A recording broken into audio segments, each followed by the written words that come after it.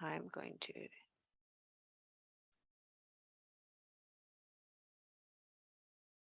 Okay, are we seeing it? Yes. Okay, excellent. Welcome, everyone. I just want to make sure, actually, before I do this, I want to make sure I can just see the chat, so give me a sec.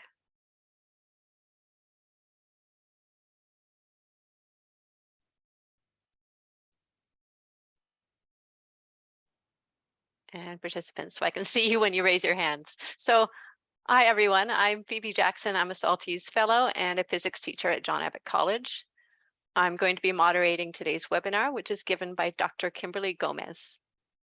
So Dr. Gomez is a professor in the Graduate School of Education and Information at UCLA, and she is a faculty partner in UCLA's Center of Community Schools. Dr. Gomez has been engaged in collaborative design with research practice partnerships since 1998, so she has a ton of experience, and she was among the first to describe this work in the research and practitioner literature, along with some colleagues at Northwestern University and the University of Michigan. She is currently working on a 3-year funded study with Dr. June An from the University of California, exploring research practice partnerships while attending to their anti-racist processes and structural features. And this is where our webinar is headed. But before handing you over to Dr. Gomez, I will briefly connect her work to our context as CEGEP and university educators and educational professionals. So the pedagogical needs and expectations in higher education are growing in leaps and bounds, and we are struggling to keep up.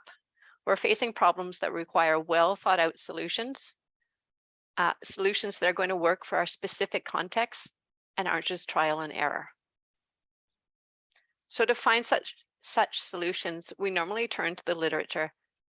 However, it's not always obvious how the research can actually help us when we do this. Context matters so much in our jobs, and studies tend to be either so context specific that we can't expand it to our own situations, or so generalized and theoretical that they don't address our specific needs. We need research that can give us workable solutions. So this is where Dr. Gomez's work in collaborative design comes in. The questions you see on this slide are just a sample of what we came up with when we were brainstorming the challenges we face as post-secondary educators. But what we noticed about the entire list is that none of them could be solved by just one person. To really address these problems, they require a teams of teachers, admin, program designers, educational researchers, counselors, support staff, students to work together. So in other words, what we found is that if we're going to try to answer these questions, collaboration is going to be necessary. So today, Dr. Gomez is going to introduce us to the idea of collaboratively engaging in research to design real-world solutions that are relevant, practical, and evidence-based, while still advancing our theoretical understandings. And as she does so, we encourage you to keep in mind the questions like the ones we've put up here on the screen, and of course to share your own questions and ideas. There is going to be a Q&A at the end, but you're welcome to ask your questions anytime throughout. You can type them in the chat, or you can raise your hand, whatever you prefer. As always, we're going to ask that you complete a short survey at the end of the webinar to help us improve our format and offerings for future webinars. And lastly, our next webinar is Friday, November 7th in the same time slot. And that webinar is going to take the form of an online fishbowl, which should be really interesting, where a group of 5 people composed of students and educators are going to respond to questions that emerge from this webinar, today's webinar, and explore the connections to their own work. So that promises to be really interesting, and I hope to see you all there. And now I am handing you over into the capable hands of Dr. Gomez, and I will stop screen sharing. Thank you so much, Phoebe, for that great introduction.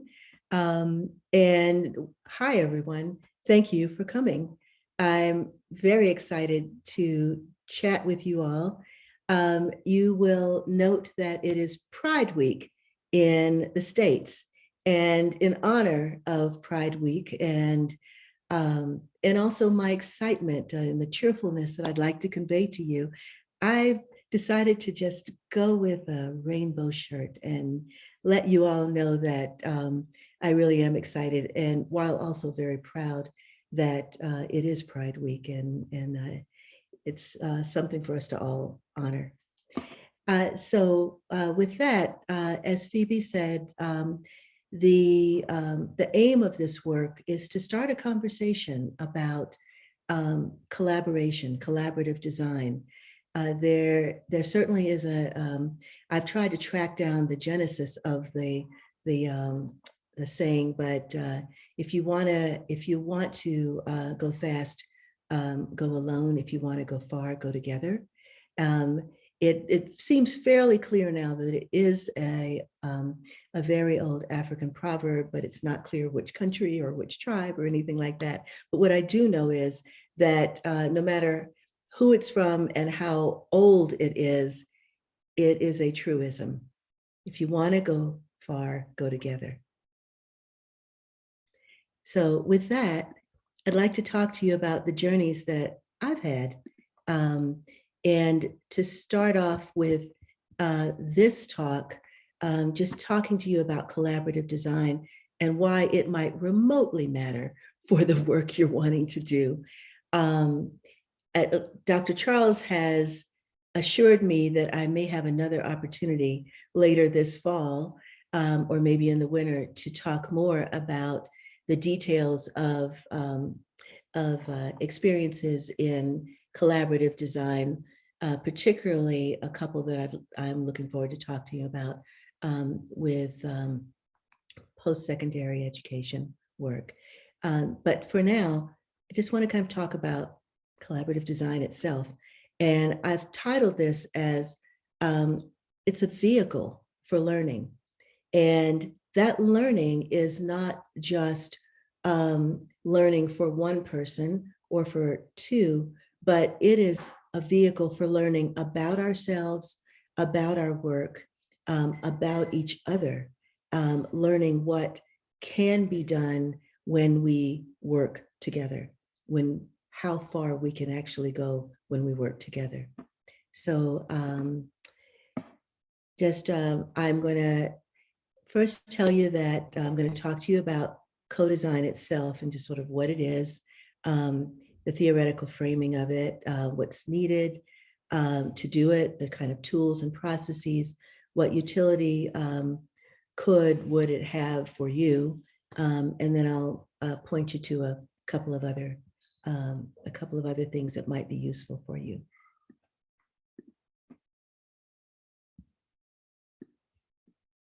So, collaborative design, put simply, involves working together. It involves working together on a commonly agreed upon problem. And that's an essential piece of it. A commonly agreed upon problem towards a goal. You work together, and when you work separately, you're working separately very strategically. So when you work together in collaborative design, you first, as a group of people, and that can be 4 people working on a problem, it can be 10 people, I wouldn't recommend more than that, but it's a group of people who have come together because they recognize that there's something that they want to make different and better. They identify and agree on that problem of practice, and there's a negotiation around that. What is the problem of practice that has been identified as something that simply needs to be changed, needs to be updated, needs to be revisited? Maybe it's something that's been done for a very long time and it's just not working as well anymore. The population in the classroom has changed. The ideas need to be updated because better pedagogy, better materials have come online, and there's more that can be done. So identifying and agreeing on a problem of practice is essential. You can't go very far if you're not sure what you're doing together to begin with. Negotiating those purposes involves respectful discussion, respectful consideration, respectful hearing, listening to other people. And then creating structures for collaborative design. One of the perhaps biggest challenges facing this sort of work is finding time to work together. When do you do it? How do you do it? Will the department chair, the dean, make space for that? Are there potential incentives of one sort or another for engaging in this work? But there needs to be upfront some clear structures. We're going to meet once a week for an hour. We're going to meet every couple of weeks, twice a month for 2 hours. We're going to have this sort of structure for the next 6 months, maybe for a semester. Whatever it is, it needs to be agreed upon upfront. And then obviously things happen in people's lives, but to the extent that people can show up as often as possible to work together because their expertise and their willingness to be a part of it is essential for collaborative design. Those structures need to be in place. I always encourage people to do some reading about what the process is. What does it mean to collaborate? Just because we're all using the word doesn't mean we all have the same definition. So having a conversation with each other about what that means, maybe doing some reading, and I'm always happy to share readings that I think are useful from the field about good collaborations, both processes and content. So understanding what the process of it is, setting up those meetings, really important, and then negotiating roles. Negotiating roles is a really essential piece of it because you need a facilitator.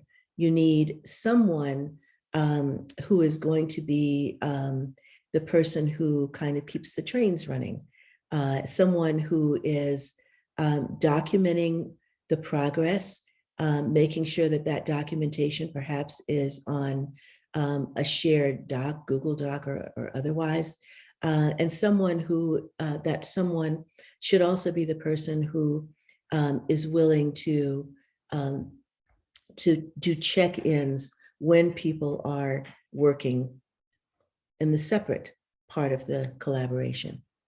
So working separately or with a partner. Once you've decided what your agreed upon problem of practice is, and I'll use the example of some work that we did with college teachers in about 6 colleges around the States. Those teachers had all identified a problem of practice that they were each struggling with.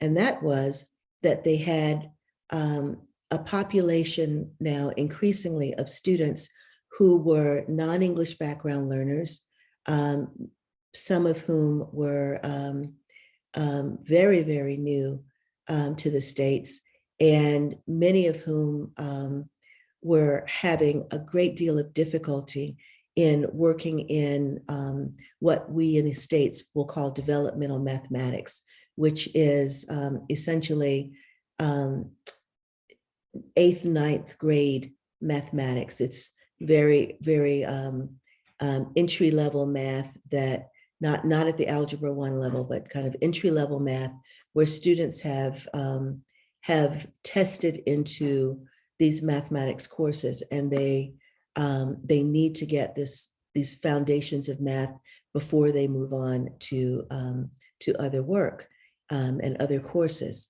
So all of these instructors had identified this as a problem across the country. The students in their courses differed, differed by country of origin, experience in English language, but they were all struggling. And so once a problem had been identified that the instructors were going to work together on trying to figure out how to make this mathematics more accessible to students, they then began to work together to figure out where and what the materials were that were problematic, and how to maybe identify certain materials to work on. Here's where the working separately comes in. So working separately, the instructors identified at least one or two lessons that they thought were essential for our students to access the mathematics. Having identified each of them, identified those lessons, they solicited and selected materials from other instructors in the group. Working together then, they were able to identify a corpus of materials that they could work on in collaboration with each other. They were going to review, they were going to refine and create those, create new materials, refined materials.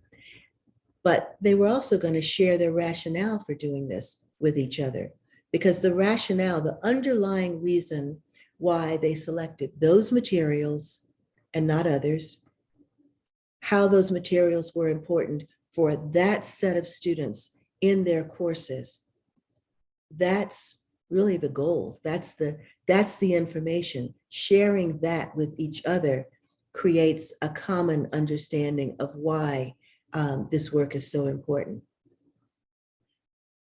Working separately, they had done this identification.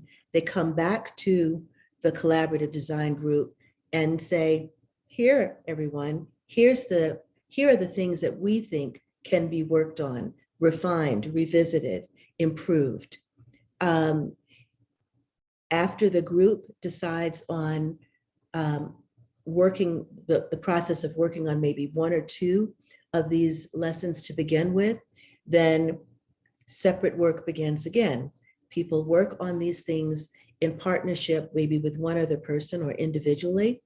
Often people pair, maybe they're both in one similar department. Maybe the physics folks work together. Maybe the English language folks work together.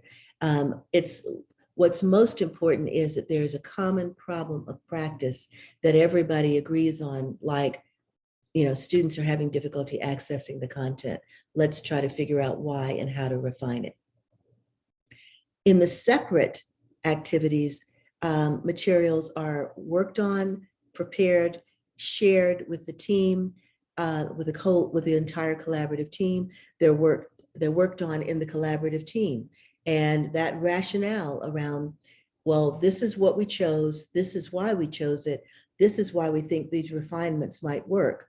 And then that is, the team then makes more suggestions about refinements. And then the people who were working on the materials separately go back and iteratively refine the materials.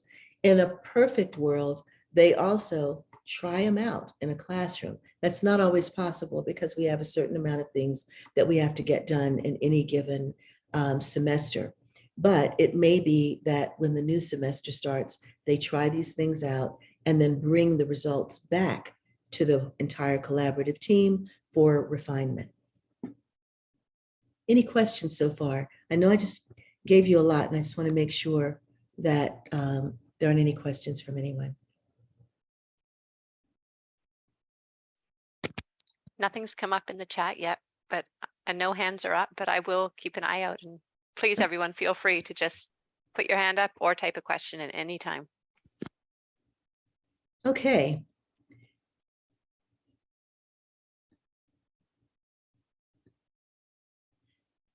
So why co-design? Why collaborative design? Why does it actually matter? What does it actually do? I think Phoebe, in her introduction, showed the list of challenges that are often faced when people are trying to work on things on their own, and the wonderful questions generated around, the kinds of things that people are trying to figure out and wonder how collaboration might be useful. Well, here's some real affordances. For one thing, you can really see positive impact, not just in the result, but along the way.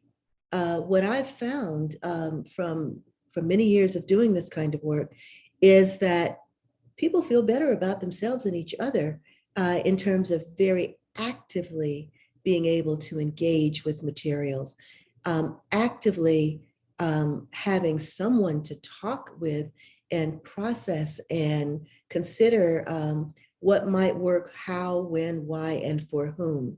It really has positive impacts.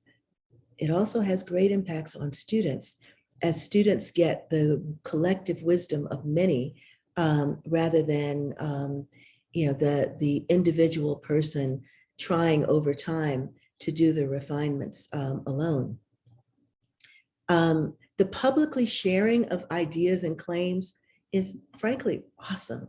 When you're sitting in a collaborative context, in a collaborative design group, and you're listening in a regular way, because the regularity and the systematicity of meeting and having a process for sharing with each other, to publicly share those ideas and claims about what works and what doesn't work, is very edifying. And it allows for the expertise to be shared, the opportunity to query each other, to learn from each other. It has tremendous value. The ability to be able to resolve differences in recollection and thinking. One of the things that happens is, as the collaborative team continues to leverage each other's expertise and leverage the regularity of getting together and the systematic way of engaging in the process, you'll see people saying, now, I remember when you first brought that lesson to us, you said at the time that this was a big problem. Can we talk about now how that problem might be resolved given this particular suggestion that you have for a refinement? That kind of teamwork, that ability to have others remember what you said, remember what you had hoped for, remember what the team was aiming for, that is very powerful. Being able to negotiate, to refine designs with each other is also incredible. As I mentioned a minute ago, you work both collaboratively, but you also might work separately or maybe with one other partner on the refinement of materials, processes, pedagogy, learning environments, etc. Bringing that to each other and working in small teams of maybe individuals or just a couple of people, and then bringing it back to the big group allows for people to ask, so what's your rationale for this? What do you think about why this is going to work? Let's talk about this.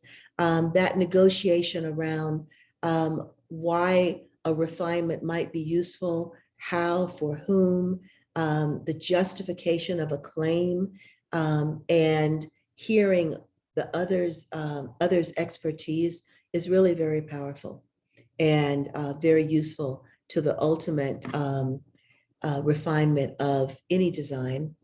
Another, frankly, amazing thing that happens in collaborative design is common language. You become a kind of family. You begin to really have a shorthand for talking about things.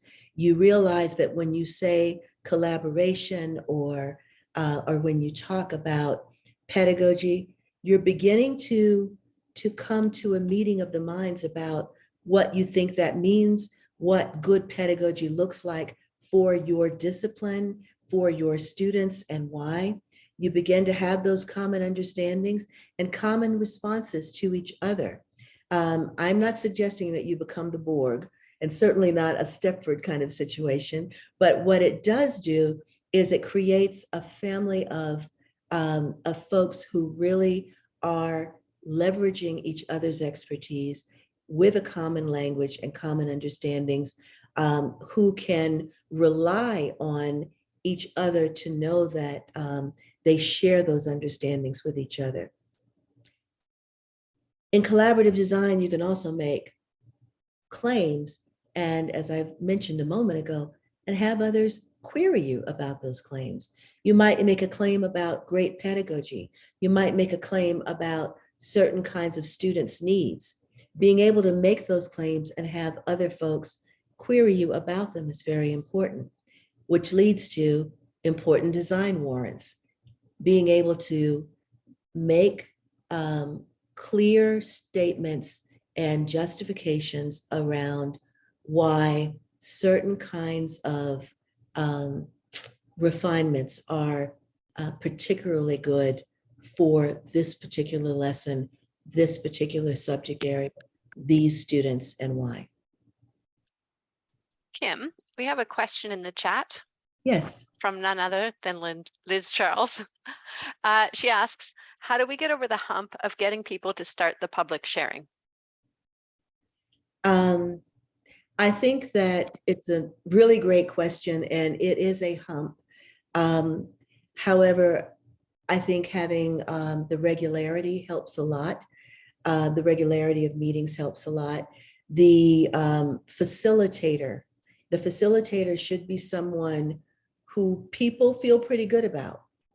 The facilitator may or may not be an instructor. The facilitator could be someone who is a trusted administrator or a trusted assistant, but it needs to be someone that everyone agrees has the best interest of the team at heart.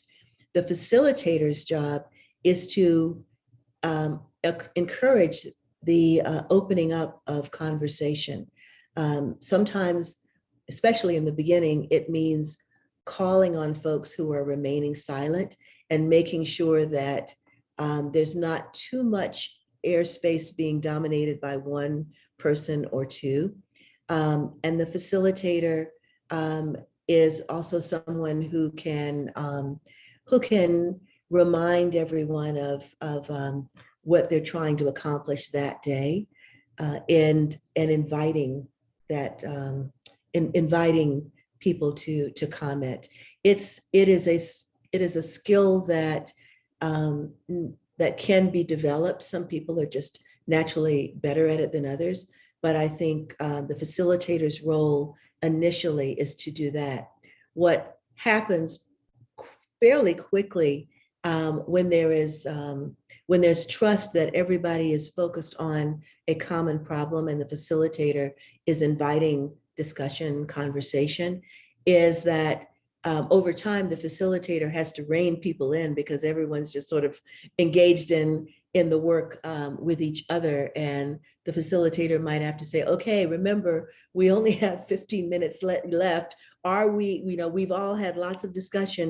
All right, let's come to an agreement around which thing we're going to work on next, or which refinement we're going to accept, et cetera. But that Dr. Charles, is what I would believe is the fundamental: having a good facilitator, well chosen, and having that facilitator over time being willing to kind of maybe step back and let more conversation happen within the collaborative group and serve the role of kind of reining folks in to make sure that things continue to operate well.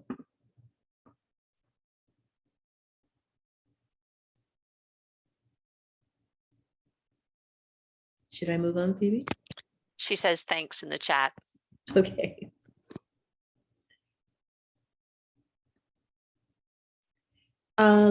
So just really briefly, I'm not going to dwell on this, but the theoretical framing that I work from in this work is participatory design, and then dialogue and instructor learning, and distributed intelligence that I believe can be facilitated to leverage distributed expertise. Participatory design, for those of you who may not know or maybe not thought about it in a while, my earliest knowledge of participatory design in a formal way comes from work in Sweden in the 70s and 80s. In that time, the factory workers were really aiming to try to get management to pay attention to the expertise that was on that factory floor and the suggestions they had. And fortunately, facilitated by some folks at nearby universities, the management and the factory workers got together and began to really examine processes and products. That participation with each other, the collaboration around the design of materials, the design of processes, a commonly agreed upon set of work that they wanted to do together led to the theorizing of participatory design as a way to work in collaboration with each other on designed materials. Dialogue and instructor learning, I, along with others, believe that we do learn from talk. We learn from talking with each other. We learn from each other what each other is thinking, what each other is worried about, and the rationale for why we put forth certain claims and offer warrants for those claims. It is through that talk that we make tremendous progress, along with the artifacts that get created and the processes that are used to support that talk.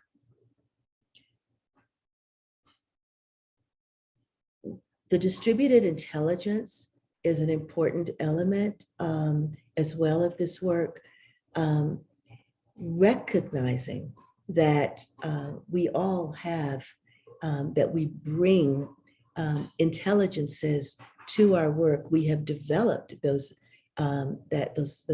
intelligences in many cases over many years. The opportunities to share the intelligence that we have, and then to have that intelligence translated into the expertise that we apply to design is an important feature of the collaborative design work. I know I've kind of have said this several times, but I think it's so central. Around the metaphorical table, there are people who have developed expertise over a very long period of time in their craft. It's both a science and an art, as you well know, instruction is. Leveraging what they know.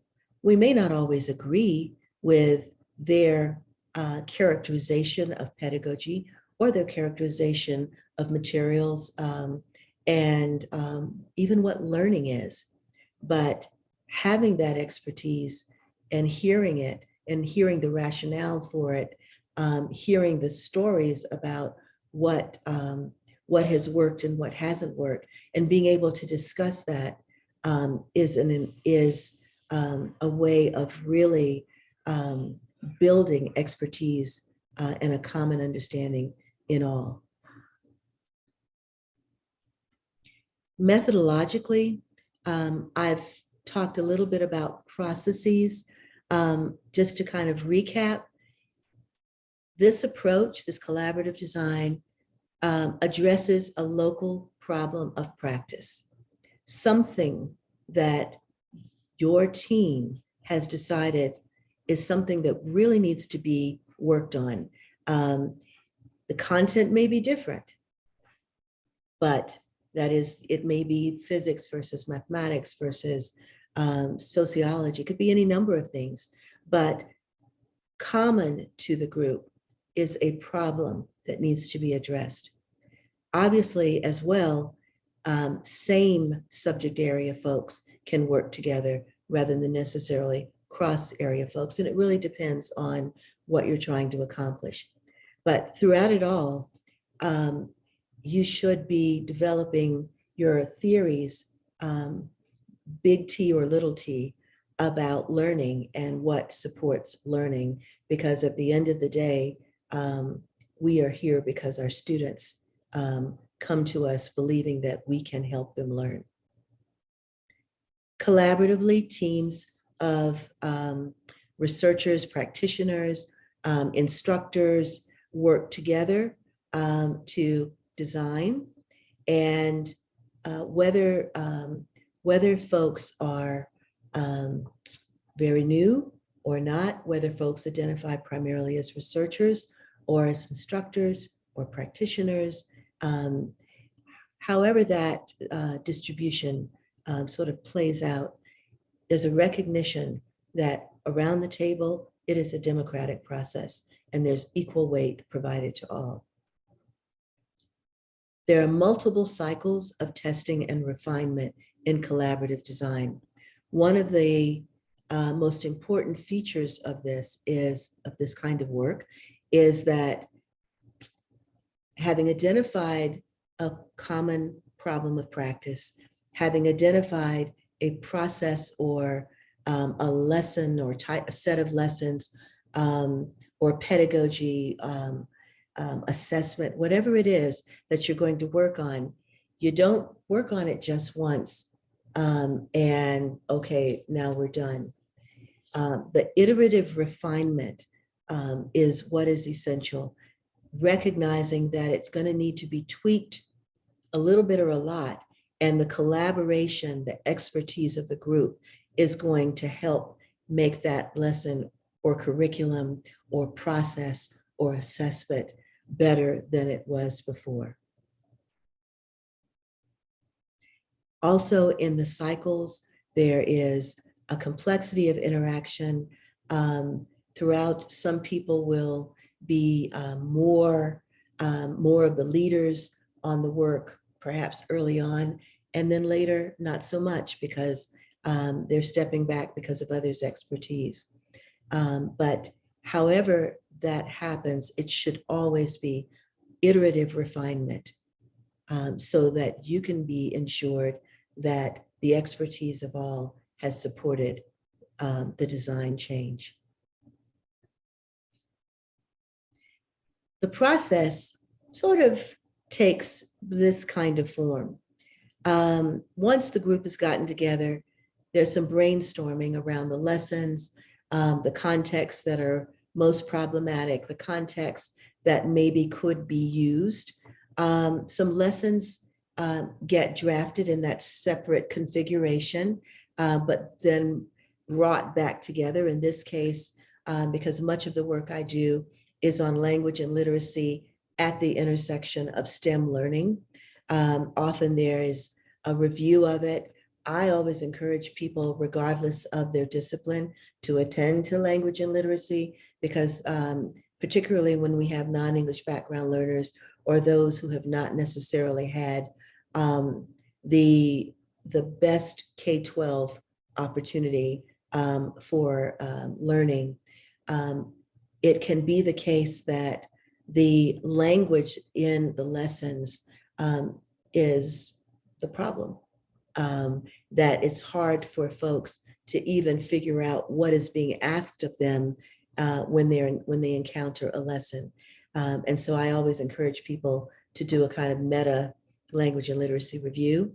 This says QuantWave faculty review. This is the college instructor work that we did in mathematics. And so you have a review of the materials, hopefully attending to language and literacy. You have disciplinary reviews. If, for example, you have folks who are from the industry that you can invite in to your collaborative design to look and see if the materials actually are useful for the kind of work that students are going to graduate and go out into the world and do. That's very helpful. And then there's a trying out of the lesson in the classroom context and back to refining and brainstorming additional lessons.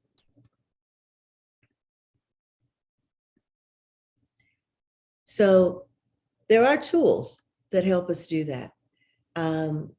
We are in collaborative design work constantly focused on building and supporting our routines, the routines of meeting regularly, the routines of meeting over a relatively extended period of time. I don't want to scare anyone off. That doesn't mean necessarily meeting for 2 years or a year, but it definitely means more than 3 or 4 times. 3 or 4 times, you're probably just kind of getting the processes and some of the common language developed.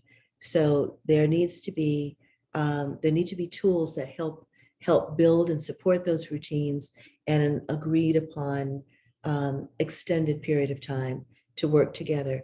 I mentioned earlier that maybe the dean or department chair, but someone should create the structures to ensure that these tools and routines can be used over a period of time, and that there's a structure in place to support that. So some of you may know about driver diagrams. For those of you who don't or who haven't seen them in a while, this is an example of a driver diagram. It is one of the kinds of tools that a collaborative design team might use. So if you can see here in this section where it says pathway driver diagram and aim, this is an example of a decision that a collaborative group said our overarching aim is to, in this case, organize our work as a networked improvement community so that regardless if we are at Dawson or McGill or some other university, we are going to be learning from and working together on this common issue. And in this case, in the driver diagram, the aim was to increase from 5 to 50% the number of students who achieved college math credit within 1 year of continuous enrollment. For many of you who may not know, in the States, this introductory, or what is sometimes called developmental math, is a graveyard for dreams. It is a place where students end up sometimes taking the courses 3 and 4 and 5 times, maybe never passing. In some parts of the United States, in some colleges, the failure rate is upwards of 75%, and students end up dropping out. The other thing to know is that in many parts of the states, the courses are not credit bearing. So the students have to take the courses in order to get to the credit bearing math and other courses. And that can be incredibly discouraging. So the aim is, in this case, to increase from 5 to 50%, which is still low. We want to see 95 or 100%, right? But the aim initially was to increase from 5 to 50% the number of students who achieved college math credit within 1 year of continuous enrollment in the mathematics courses. Now, there were many different teams working on this effort. One focus was on creating and sustaining the network itself. Another team was focused on designing good instructional systems. Another one was focused completely on figuring out processes and materials and supports for productive persistence. Another one was advancing effective teaching. The focus of the one that I worked on in collaboration with college instructors was on language and literacy in mathematics. All students using language to understand problem situations, reason mathematically, and communicate results. We hoped that focusing on that effort would lead us to the aim of helping to increase from 5 to 50% the number of students who would achieve college math credit within 1 year of continuous effort enrollment. Now, how did we think that was going to happen, that all students would use language to understand problem situations, reason mathematically, and communicate results? Well, we hope that through the design of new materials and the review of existing materials, we could create materials that were free of unnecessary language-related difficulties, that instructors could have responses to students that recognized the varying language and literacy skills that students bring to the class, and that students would feel increasingly comfortable with talking in class, communicating their understandings, because as we know, some students feel more comfortable writing it, some students feel more comfortable talking it, and some are not comfortable with either, but we want to create context where they would. Kim, Yes, we have another question. This yes. one from Michael Dugdale. Hi. I'll read it to you. It's a little long, so give me a minute. Okay. The question is, this does appear to depend strongly on how well the design groups work together. Even in peers in the same department, we have views about the nature of learning, etc., that at least on the surface seem oops, hang on, I just lost it. Irreconcilable. That would make it hard to make use of distributed intelligence. So short of just recruiting the right people as a solution, are there suggestions onto how to form design groups? Should we look for homogeneity in the groups, or should we push for greater heterogeneity at the risk of making the group non-functional? And my own 2 cents in here, as I was thinking throughout your whole presentation so far, it's so reminiscent of the struggle as teachers we go with having our students work in groups. I mean, this is the same question. Yes. Michael, you didn't want to ask an easy one, huh? Sure. Thank you. Sorry. So I don't want to paint a panacea. It is not always easy. In fact, it often has its challenges. There are 2 ways to think about it. And ideally, each one will get you to the intended goal. The first is to recruit folks who have the dispositions, both intellectual and personality-wise, that you believe can work together. That is one way to do it. In doing so, you run the risk, obviously, of incurring the wrath of others and having those folks feel marginalized.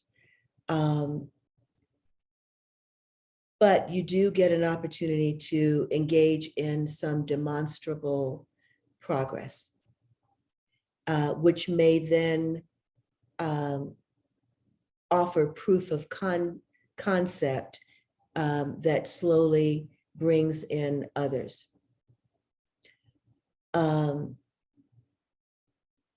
I would also caution, you probably already know that what I'm going to say, I would caution you to interrogate the right dispositions and the right personalities. You know, that obviously has its own challenges, but I do get what you mean.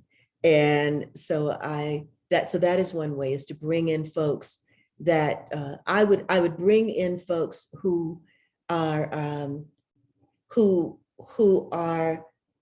fairly well enough aligned that you think they can work together. But I would also encourage in that group to have a few curmudgeons, at least a couple, so that they can keep the work honest, keep it so that it's not a, as one might say in churches in the South, an amen corner, where everyone is just sort of agreeing, with everyone else.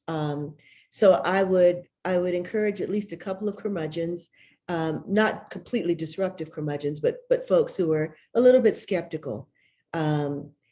It is, on the homogeneity front, it's also helpful if folks are within the same or complementary disciplines.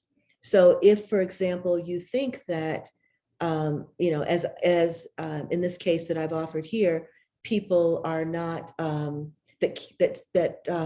your students are having some language and literacy issues in physics or in chemistry, or certainly in the biological and environmental sciences, it comes up all the time. In such a case, you might want to have on your team either someone who has some experience trying to do integrative work in that area in the physics, for example, or a colleague who has thought about these issues but is in perhaps in English or some other related discipline. So the homogeneity, so you wouldn't necessarily want to have homogeneity in the subject matter if the issue that you're worried about has some crossover with another discipline. Okay, so that's way one. Way two is to just bring them in, dragging and screaming, and often that comes from a mandate by the dean or department chair, perhaps with some incentives, and some deadlines for getting stuff done. In that case, you need a really highly respected facilitator who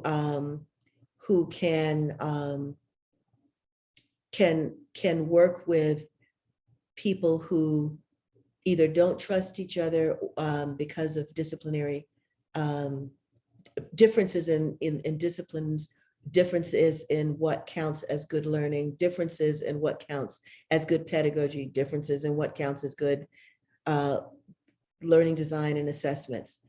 And in such cases, working on one new lesson that nobody has any sort of history with can sometimes begin to get people working together because they haven't taught that lesson and have their own preconceived notions about what's good, bad, right, wrong. There will be fights, but usually but with a good facilitator, the fights are friendly and respectful, and some work can be done. Sometimes those groups don't necessarily go the long haul. The groups, when folks aren't all on the same page, don't necessarily go the long haul. Trying to see what you can get done is sometimes good enough.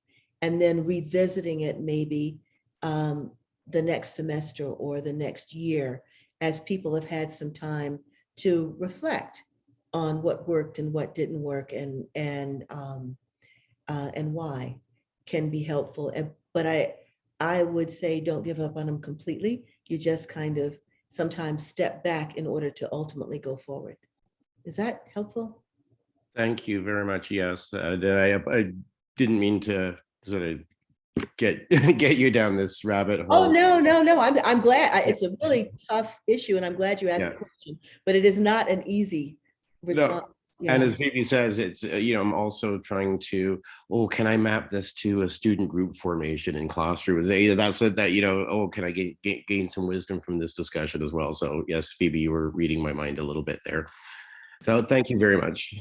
You're welcome. And I don't know about what you do, but when I try to get students groups together, one of the things that I found is obviously having really clear things for them to work on. So clear aims, clear tools, clear outcomes, all of that. And I think, the same is true for instructors as well. Sometimes I have also queried students ahead of time and said, so what kind of group person are you? Do you absolutely hate groups? And if you don't absolutely hate groups, what role do you typically take in such a thing? Sometimes that helps to kind of do a little querying ahead of time to know, but when it's your colleagues, you kind of know already much of that. We have another question. Would that be okay? Yeah. Okay, so this is from Kathy Roy. In fact, she's asked a few questions, but we'll start with the first one. Kathy's wondering how the processes change when work teams are non-optional, like when the change is prescriptive top-down.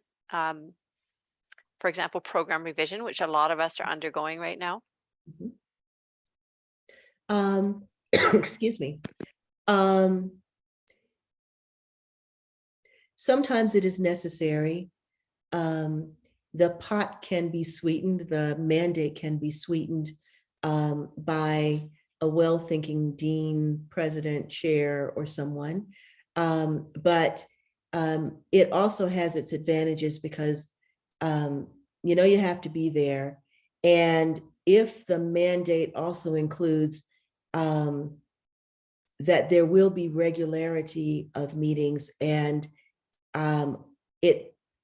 getting it done, it's kind of like when you tell students to write an essay and someone writes the bare minimum and gets it in, in 30 minutes or less, and it's not going to be very good.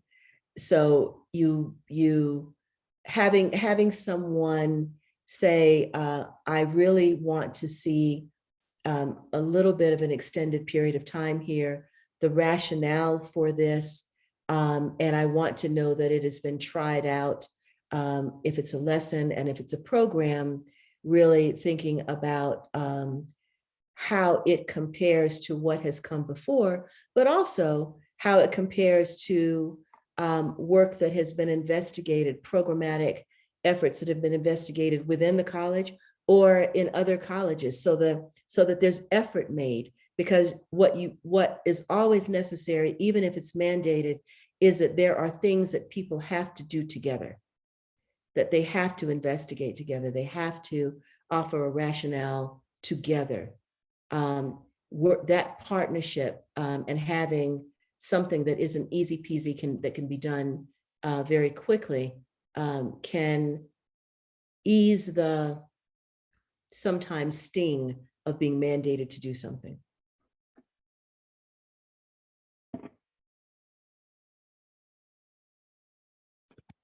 Is that good, Kathy?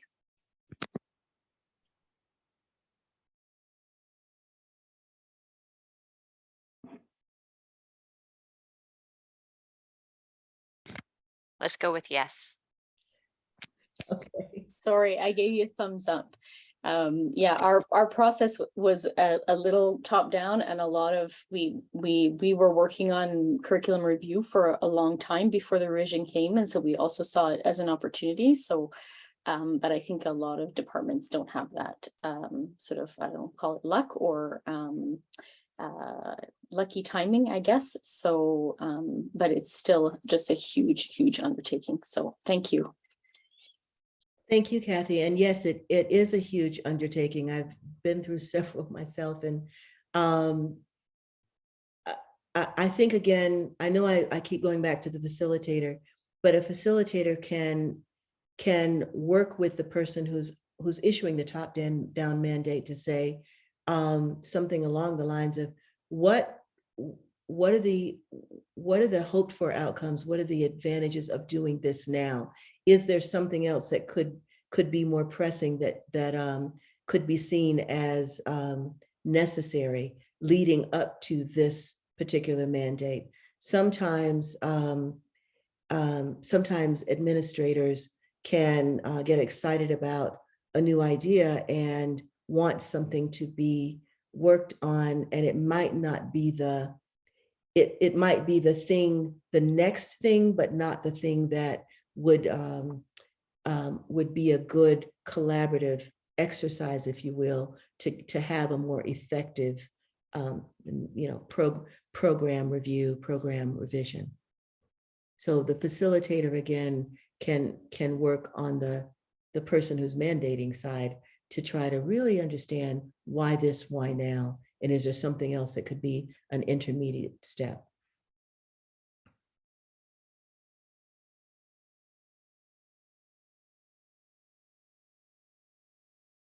Were there other questions? Kathy? No? I think it's okay for now. She's got maybe another one, but maybe we'll just save it for later on, keeping Okay. an eye on the time. You want Okay. to know? No, I mean, whatever works for you.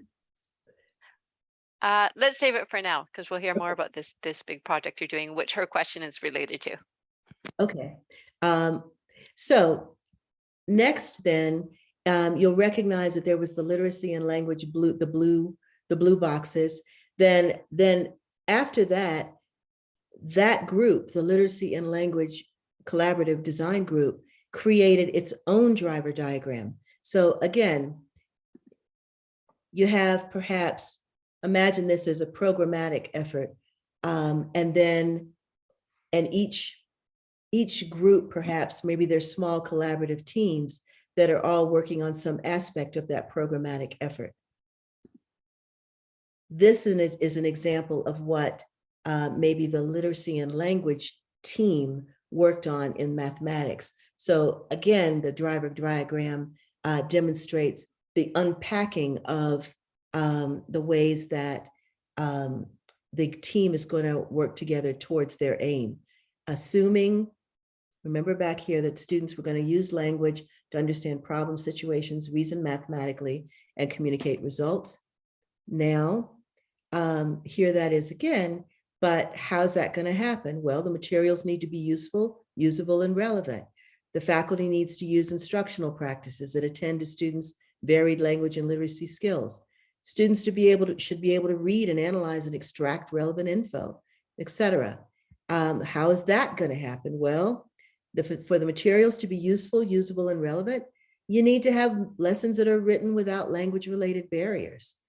To make that happen, maybe there needs to be an iterative review of math content and the structures, the language structures in the math by math faculty and literacy experts. So as you can see, there are these steps really unpacking what needs to happen in order to get to that overarching aim.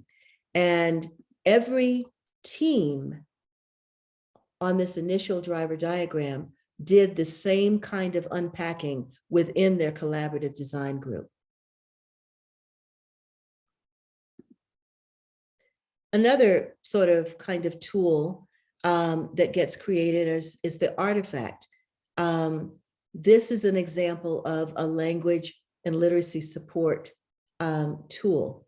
And there are lots of variations on this, but the idea is to really take a look, in this case, at a math lesson and say, what tends to be the problem that students have? Well, they can't even figure out what's being asked of them. They can't figure out what the quant information is that's really necessary. And then can a student explain, or can students explain why knowing the issues in column A and column B can help them solve the problem situation? This was an initial effort that the collaborative team made to do that. This is the kind of collaborative design work that the team members might do. They might just examine what is it that's causing a problem programmatically that, that we can create some tools and routines to address. This is just a lesson kind of tool and routine, but there can be programmatic tools and routines. There can be tools and routines for making better reporting to to higher ups, to the ministry. It's just this is the idea is that working together, there are agreed upon set of materials, artifacts that the team can develop. And then they get refined over time with these kinds of questions. How usable is it? What is the utility of it? Usability, if you're making programmatic changes, how intuitive are these programmatic changes? Are they going to make sense to new people coming in to your program, maybe brand new professors?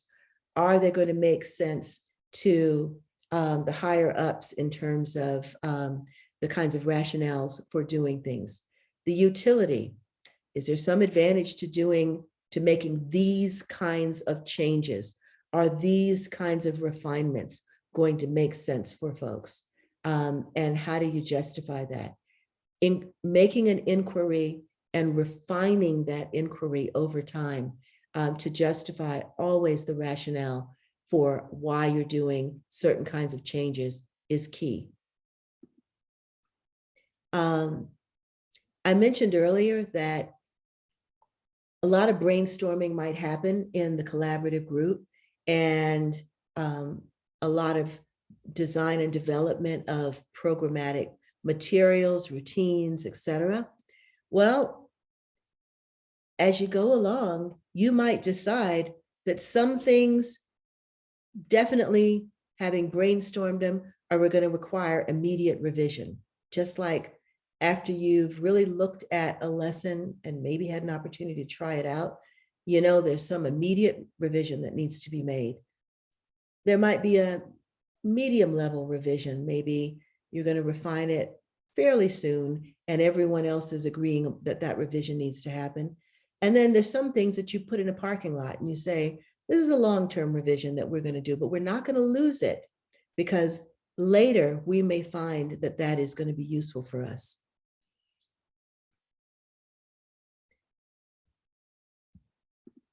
Finally, there is a chapter, a recent chapter that's coming out in, that has come out in the handbook, Participatory Design in the Learning Sciences, that I co-wrote with my colleagues, Elaine Kiza and Nicole Mansweiss, my former doc student. And then Nicole and I also wrote in the International Handbook of Inquiry and Learning, a chapter establishing and running design teams that you might find useful. That's all of my formal talk, but I'm looking forward to questions and comments. Thank you so much, Dr. Gomez. There's been a lot of comments in the chat too. If you're able to see the chat, you'll have fun reading through that. I'll go back to Kathy's question because that's still waiting in line. Okay. Kathy was It's okay asking. to stop share now? Yeah, I think so. Let's see some faces. Okay, wonderful.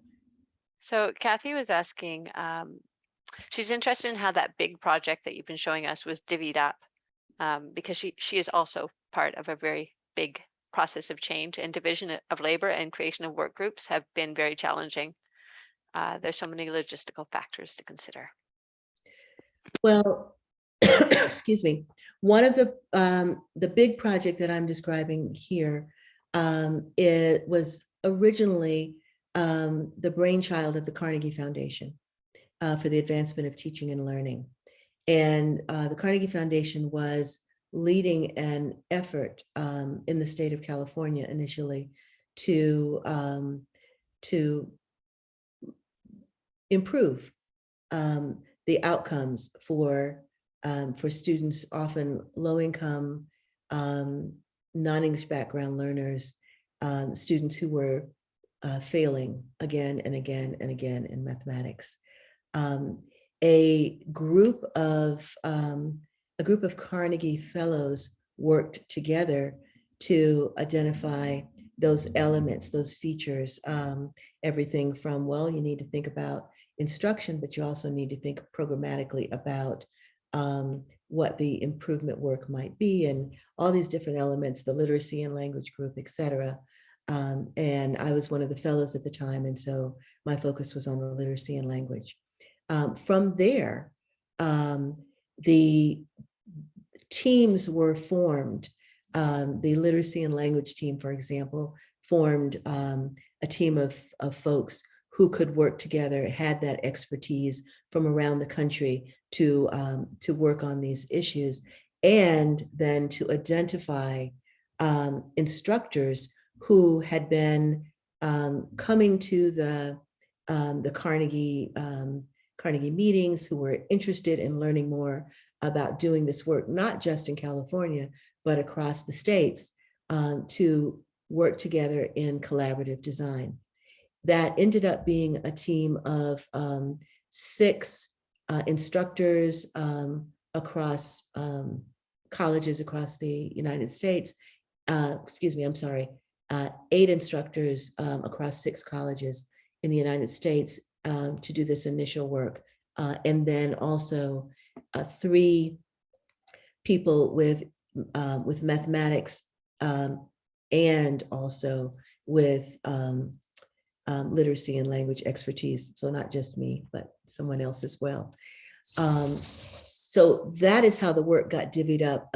A sort of group of folks initially decided what those different elements of the work were going to need to be, and from there divvied up the work. So as an example, in our case, you needed people who were going to be completely focused on creating that network of folks who would maybe the deans or department chairs, et cetera, from the different universities, or in your case might be the different departments and subspecialties.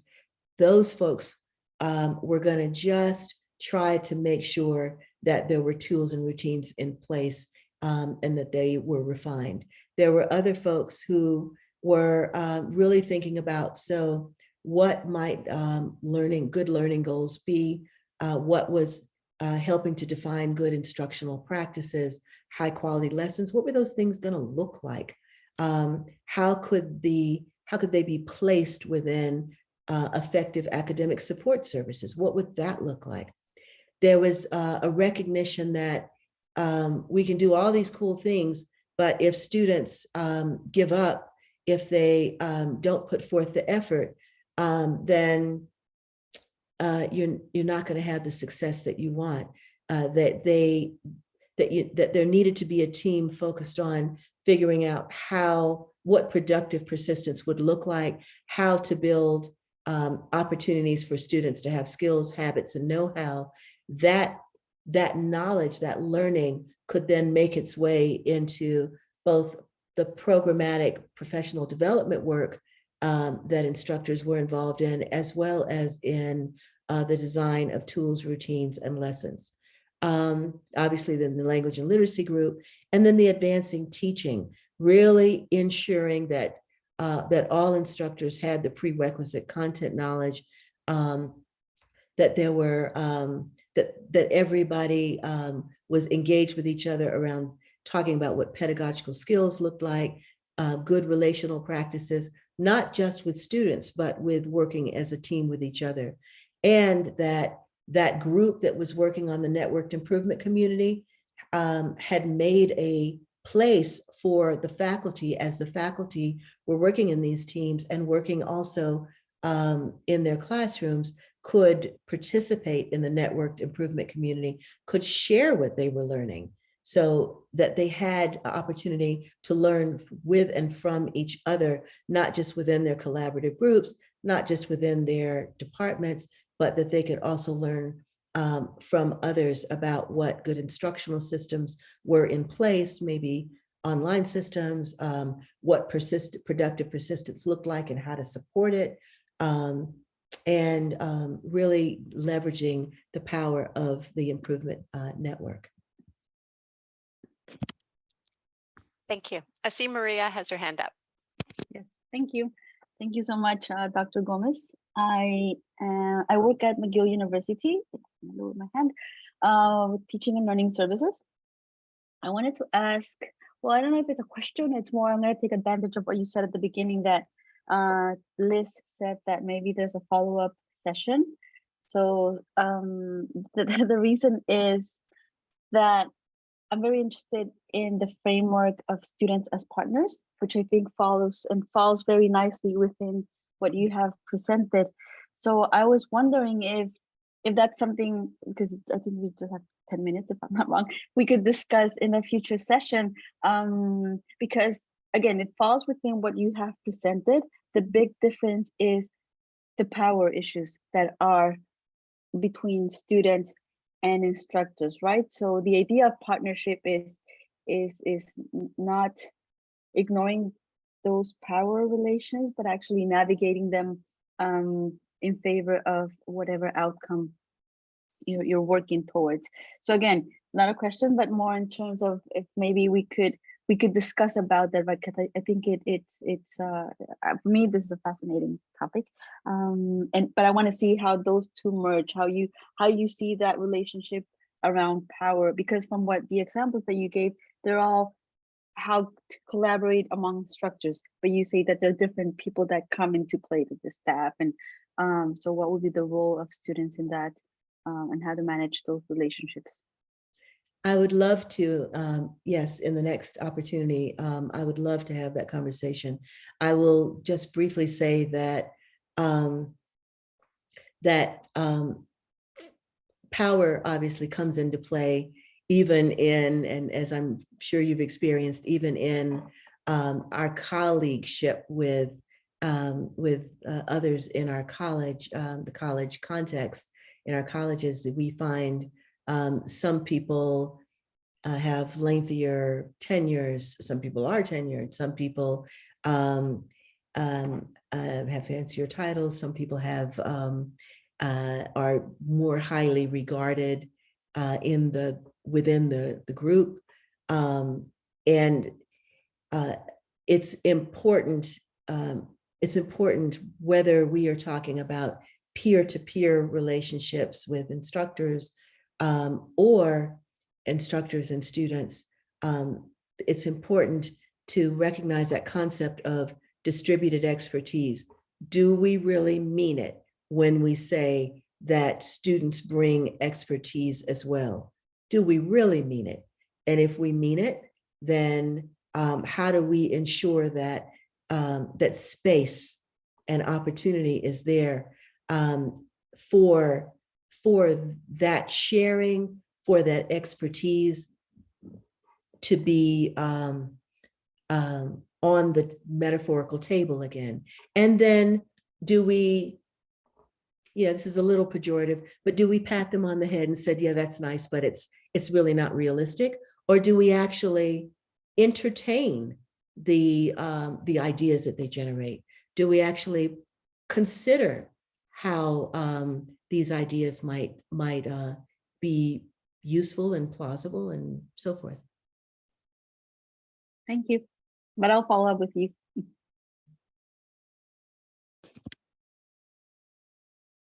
That's great. Oh, Liz, you go ahead. Yeah, I mean, you bring such a wonderful question, Maria. You didn't say it was a question. You said it wasn't a question, but it is a question. And I'm looking around the room, and I'm seeing people who I know that's part of your interests in working with not only with students, but I'm just thinking about culturally different ways of knowing. Like how do we change that power structure that we so readily fall into? It seems like that is the question for getting a good facilitator, for instance. What does a good facilitator really mean? Is it someone who recognizes how to shift power? But then how do we get to, as participants and contributors, how do we accept other people's, in that you said the word, to really bring in students, or to really believe that others are contributing something, if it doesn't fall into the regular power structures? Yeah, I've been in colleagueship with folks, and we've tried to perhaps make some programmatic changes. And there might be one or two people who say out loud, and other people might think it, well, what's wrong with the way we've always done it? This has worked just fine. So why do we need to make changes? Right? You know, I think having some genuine conversations about is it working well for everyone, and if we claim it isn't, what evidence do we have that it is? What are real examples of what isn't working well? And then of course there might be well, that's because, and that's because, okay. So those are claims. Now, do we have warrants for those claims? Can we demonstrate that the reason it's not working is because of this? And perhaps we could also entertain the possibility that there are other approaches. And saying these things out loud, you know, I am a firm believer in most people are well-meaning, and they are typically not evil. And, you know, it's just that we don't like change, and we like things to kind of go along in the ways that are comfortable and familiar for us. But when these things get voiced and, you know, sort of said out loud, and there's a constant reminder that there is expertise around this, again, metaphorical table, and everybody here was invited because they have an expertise. This needs to be reiterated, because they have an expertise that is so essential to this process. That reiteration, that constant reminder begins to sort of provide an imprimatur for those who may feel like they have less power to speak up, because their voices are being welcomed. And I guess the last thing that I didn't say, but I should say, is that norms early on should be established in these collaborative design groups. We're going to be nice to each other. We're not going to talk over each other. We're going to listen quietly, and maybe write our rebuttals, our questions or whatever on the side, and wait and then share. But we're, you know, establishing a common set of norms is really important for ensuring that those who feel like they have less power, whether they are students or maybe instructors who have not been around as long, you know, feel that they can be heard. Thank you. Our timing is really good here. I know that people have questions. There's still a lot going on in the chat. There isn't any specific questions now, so I think I'm going to take this opportunity to post this survey one more time. So this is a survey for participants of the webinar to help us, you know, going forward, what do you want to hear from us, and how can we improve? And then I would like to very much thank Dr. Gomez for taking the time to be with us today and share your expertise. And clearly we want more, so I hope we're able to get you back. Thank you. Thank you for having me. It's been a real pleasure. I love the questions, and thank you, everyone. Have a wonderful and well-deserved long weekend.